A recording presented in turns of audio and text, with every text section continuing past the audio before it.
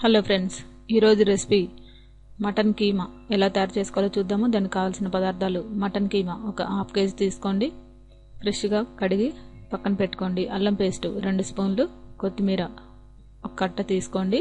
ఇది ధనియాలు, గసాల, షాజీరా, దాల్చిన చెక్క, లవంగాల పేస్ట్. ఇది మెత్తగా గ్రైండ్ చేసుకొని వాటర్ వేసుకొని, పసుపు 1/2 స్పూన్ తీసుకోండి, ఆయిల్ ఒక 5-6 స్పూన్లు తీసుకోండి, పుదీనా 1 కప్పు, పచ్చిమిర్చి ఒక 5-6 తీసుకోండి, ఉల్లిపాయలు కొద్దిగా గ్రైండ్ చేసుకోండి, ఒక 4-5 తీసుకొని, ఇది గరం మసాలా పౌడరు, కారం 2 స్పూన్లు, ఉప్పు 1 స్పూన్ తీసుకోండి. ముందుగా మనం కుక్కర్ వేడి చేసుకొని దాంట్లో మనకి ఒక 5-6 స్పూన్లు ఆయిల్ వేసుకొని దీంట్లో కచ్చపచ్చగా పట్టుకున్న మనం ఈ ఉల్లిపాయల పేస్ట్ని వేసుకోవాలి.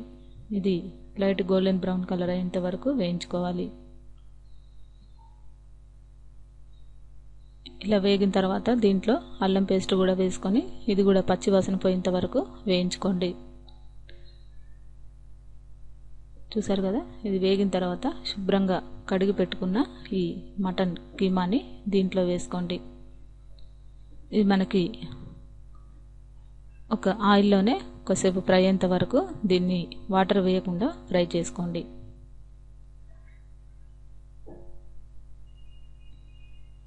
ఇది మనకి మంచి హెల్దీ ఐటమ్ కూడా. ఇది పిల్లలకైనా పెద్దలకైనా మంచి హెల్దీ కీమా. తింటే కూడా హెల్త్కి చాలా మంచిది. చూసారు కదా, ఇలా ఆయిల్లో మనకి ఒక 10 నిమిషాలు ఇలా ఫ్రై అయిన తర్వాత దీంట్లో కావలసినంత పసుపు వేసుకోండి. దీంట్లోనే మనం ఈ ధనియాల పేస్ట్, ధనియాలు, గసాల, దాల్చిన చెక్క, లవంగాలు, షాజీరా పేస్ట్, ఇది పచ్చిదే మనం వాటర్ వేసుకొని మిక్సీలో మెత్తగా గ్రైండ్ చేసుకున్న పేస్ట్. ఇది మనకి గ్రైండ్ చేసిన తర్వాత ఇది కూడా మనకి ఆయిల్లోనే ఒక 10 నిమిషాలు పచ్చివాసన పోయేంత వరకు వేయించుకోండి. దీంట్లోనే కారం కూడా వేసి ఈ రెండింటిని మూత పెట్టేసి మనం ఆయిల్లో ఒక 5 నిమిషాల పాటు గ్యాస్ మీద ఉంచి ఉడికించుకోవాలి.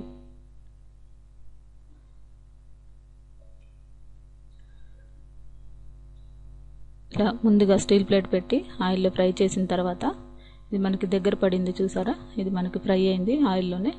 ఈ పచ్చివాసన అంతా పోయిన తర్వాత వాటర్ వేసుకొని ఒక 4-5 విజిల్స్ వచ్చేంత వరకు మనం దీన్ని కుక్కర్ మూత పెట్టేసి ఒక 4-5 విజిల్స్ వచ్చేంత వరకు ఉంచుకోవాలి. ఇప్పుడు మనం 5-6 విజిల్లు వచ్చిన తర్వాత ఈ విధంగా మనకి చక్కగా ఆయిల్ అంతా పైకి వస్తుంది. ఇప్పుడు దీంట్లో చివరిగా మనం పుదీనా, కొత్తిమీర, దీంట్లోనే మనం లాస్ట్గా గరం మసాలా పౌడర్, ధనియాలు వేయించి మనం ఫ్రై చేసుకున్న గరం మసాలా పౌడర్ వేసుకొని చివరిగా మనం కొత్తిమీరతో గార్నిష్ చేసుకుంటే మనకి రైస్లో కానీ బగారాలో కానీ చాలా టేస్టీగా ఉంటుంది కీమా. చూసారు కదా, మనకి ఇది ఇప్పుడు కీమా రెడీ అయినట్టే. ఇది వేడి వేడి అన్నంలో నిమ్మరసంతో సర్వ్ చేసుకుంటే చాలా టేస్టీగా ఉంటుంది. ఈ రెసిపీని మీరు కూడా ట్రై చేసి చూడండి. ఈ రెసిపీ మీకు నచ్చినట్లయితే లైక్ చేయగలరు.